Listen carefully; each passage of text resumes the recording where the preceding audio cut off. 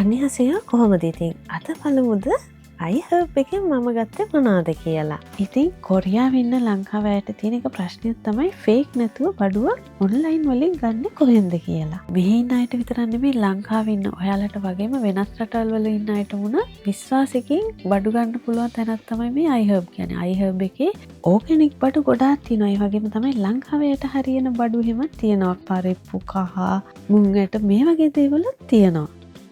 ඉතින් මම නම් ගොඩාක් දේවල් මේ අයිහබ් එකෙන් අරගන්නවා. ඔයාලත් කැමති නම් මම ඉස්සරහට අයිහබ් එකට ජොයින් වෙන විදිහ ඉක්මනටම වීඩියෝ එකකින් අරගෙන එන්න. මේ තියෙන්නේ මම ගත්ත ප්‍රෝටීන් එක.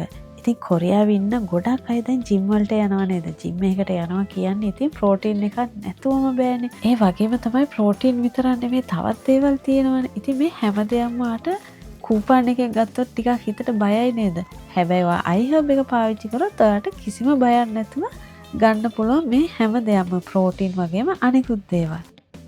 මේක මල්ටි විටමින් එකක්. මේකේ විශේෂත්වය තමයි උදේටයි රැටයි දෙකටම බොන්න තියෙන්නේ. ඉතින් මේක රැට බිව්වම සැප නින්ද නිදා ගන්න පුළුවන්. දැන් ගොඩක් අයට රැට නින්ද යන්නේ නැති එකත් ප්‍රශ්නයක් නේද? ඉතින් මේ වගේ එකක් ගත්තොත් මම හිතනවා නින්ද යන්නේ නැති අයටත් හොඳ ඇති කියලා.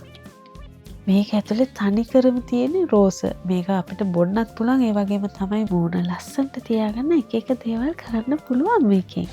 මෙන්න බලන්න කවුද ආවේ කියලා. මගේ වීඩියෝ බලන අය නම් මෙයාව දන්නේ නැති. එයාගේ නම ගුරුමි. ඉතින් මෙයාට නම් පෙට්ටි පෙන්වන්න බෑ හරිද? ඔයාලගේ පූස් බවත් මේ වගේද? පෙට්ටියක් දැක්කොත් රින්ගන්නවද බලන්නේ?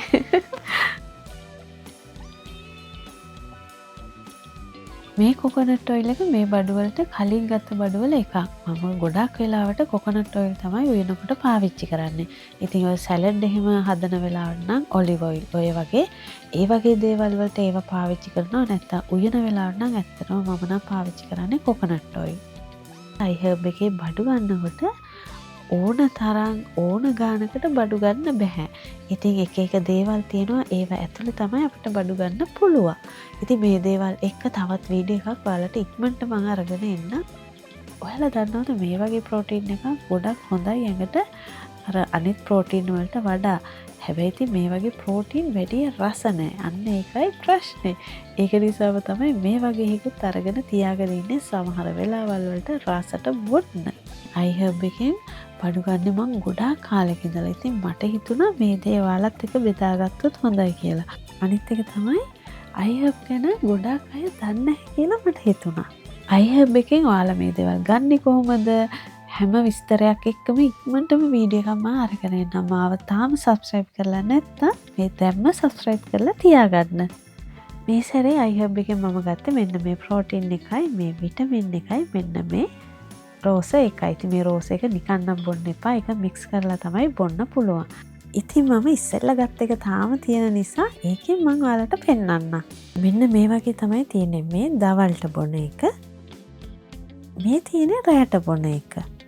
මේ ටික තමයි මම මේ සැරේ ගත්තේ. ඉතින් අද වීඩියෝ ගැන ඔයාලට මොනවද හිතෙන්නේ කියලා කමෙන්ට් එකක් දාගෙන යන්න. ඒ වගේම ඔයාලට දැනගන්න දෙයක් තියෙනවා නම් ඒ ගැනත් කමෙන්ට් එකක් දාගෙන යන්න. තවත් ලස්සන දවසක ලස්සන වීඩියෝ එකකින් අපි හැමෝම හම්බ වෙමු. අන්‍යෝ